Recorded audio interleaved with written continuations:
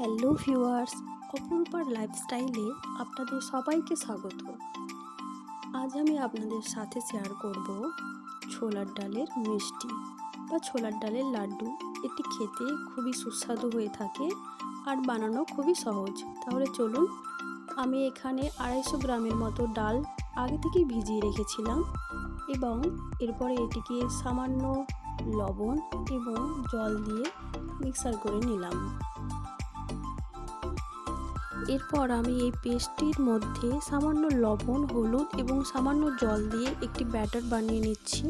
এটি খুব ঘনও হবে না এবং খুব পাতলাও হবে না, আপনারা দেখতে পাচ্ছেন ঠিক এইভাবে।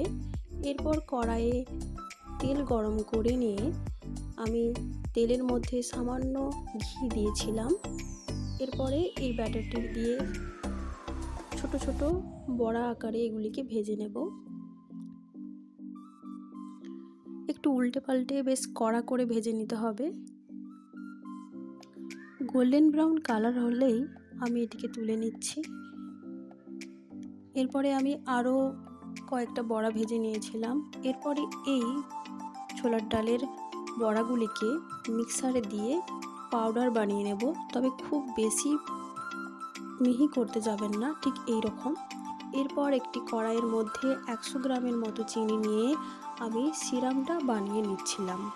আপনারা দেখতে পাচ্ছেন এইভাবে আমরা ঘনত্বটা চেক করে নেব, আর যখনই আঠালো ভাব এসে যাবে তখনই বুঝে যাবেন সিরামটি রেডি। এরপরে ওর মধ্যে ওই পাউডারটি দিয়ে ভালোভাবে আমরা মিশিয়ে নেব এবং কিছুক্ষণ নাড়াচাড়া করতে থাকব। ব্যাস, এরপরেই দিয়ে দেব মগজদানা, আবারও ভালোভাবে মিশিয়ে নেব এবং ওপর থেকে ঘি ছড়িয়ে দিলাম। আবারও ভালোভাবে একটু মিশিয়ে নিচ্ছি। ব্যাস, এভাবেই আমাদের লাড্ডুর ডোটি রেডি। এরপর 1 মিনিটের মতো ঠান্ডা হতে দিয়ে অল্প অল্প নিয়ে আমরা লাড্ডু বানিয়ে নিয়েছিলাম এবং ওপর থেকে মগজদানা দিয়ে আমরা ডেকোরেট করেছি। আপনারা চাইলে যে কোনো কিছু দিয়ে ডেকোরেট করতে পারেন। আর জানেন তো, ছোটোবেলা থেকে আমার মা এই রেসিপিটা খুবই বানাতো আমাদের বাড়ির লাড্ডু গোপালের জন্য। তো আমার রেসিপি আপনাদের কেমন লাগলো কমেন্ট করে জানাবেন।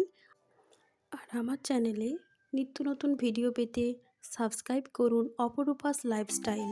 তো আজকের মতো এখানেই। ভালো থাকবেন, সুস্থ থাকবেন। Thank you.